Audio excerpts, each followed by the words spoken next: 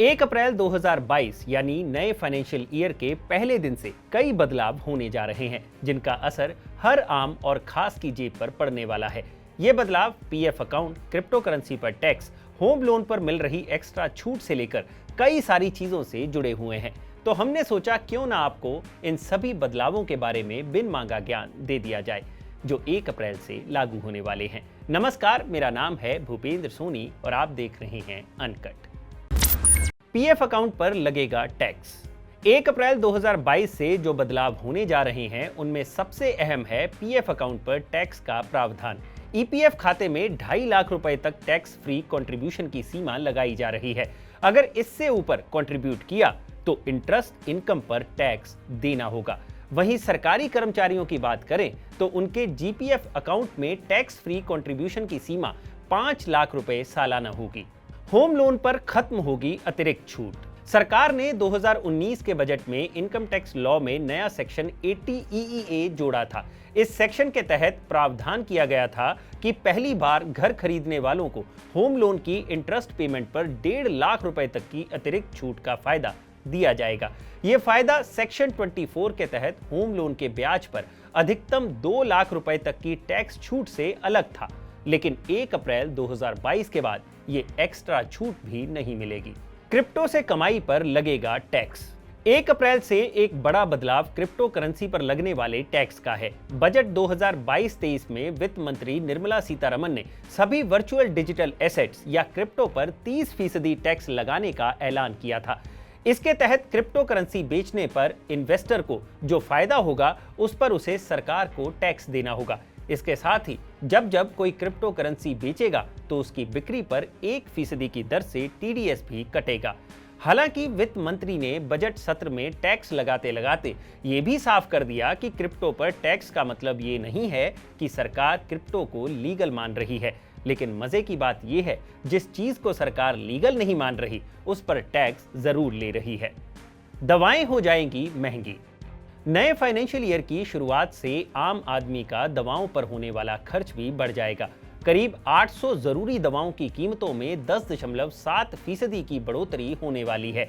इनमें बुखार की बुनियादी दवा पैरासीटामोल भी शामिल है। नेशनल फार्मास्यूटिकल प्राइसिंग अथॉरिटी यानी एनपीपीए ने इन दवाओं के थोक मूल्य सूचकांक में बदलाव को अपनी मंजूरी दे दी है। डाकघर में नहीं मिलेगा नकद ब्याज।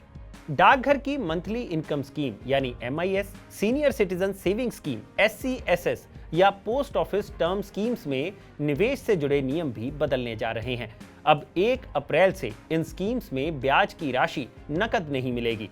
इसके लिए ग्राहक को सेविंग्स अकाउंट खोलना होगा। इसके अलावा जिन ग्राहकों ने अपने पोस्ट ऑफिस अकाउंट या बैंक अकाउंट को अपनी इन योजनाओं से लिंक नहीं किया है, उसे लिंक कराना जरूरी होगा, तभी उसे इन अकाउंट में सीधे ब्याज का भुगतान होगा। बदल जाएगा जीएसटी ई चालान का नियम। सीबीआईसी यानी central board of indirect taxes and custom ने जीएसटी के तहत ई चालान यानी इलेक्ट्रॉनिक चालान जारी करने की टर्नओवर सीमा को घटा दिया है। पहले जहां यह नियम 50 करोड़ रुपए या उससे ज्यादा की टर्नओवर वालों पर लागू होता था, वहीं अब इस सीमा को घटाकर 20 करोड़ रुपए कर दिया गया है। यह नियम भी 1 अप्रैल 2022 से लागू हो रहा है। एक्सिस बैंक के ग्राहकों को झटका।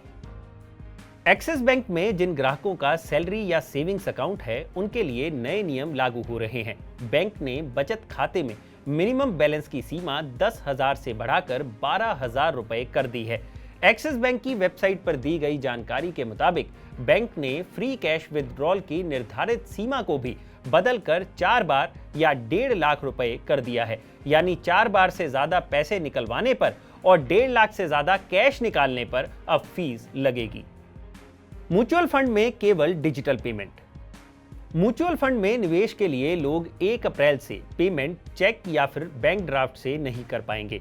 Mutual fund transaction aggregation portal 31 मार्च 2022 से चेक या फिर डिमांड ड्राफ्ट आदि के जरिए पेमेंट की सुविधा को बंद करने जा रहा है।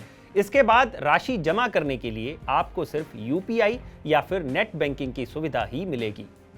बढ़ने वाले हैं वाहनों के दाम। कुछ बड़ी कंपनियों ने अपने व्हीकल्स के प्राइस में बढ़ोतरी करने का ऐलान किया है। टाटा मोटर्स ने कहा है कि कंपनी अपने कमर्शियल व्हीकल्स की कीमतें 2.5% तक बढ़ाएगी। वहीं मर्सिडीज बेंज इंडिया ने भी कहा है कि वो वाहनों की कीमत 3% तक बढ़ाने जा रही है। टोयोटा भी कीमतें 4% तक बढ़ाने का ऐलान कर चुकी है। वहीं BMW कीमतों में 3.5% की बढ़ोतरी करने का ऐलान कर चुकी है। LPG के बढ़ सकते हैं दाम।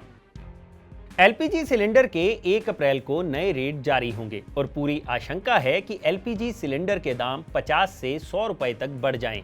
उत्तर प्रदेश, पंजाब समेत 5 राज्यों में चुनाव के चलते LPG सिलेंडर और पेट्रोल डीजल की कीमतों में पिछले कई महीनों से राहत मिल रही थी, लेकिन लगता है अब ये राहत नहीं मिलेगी।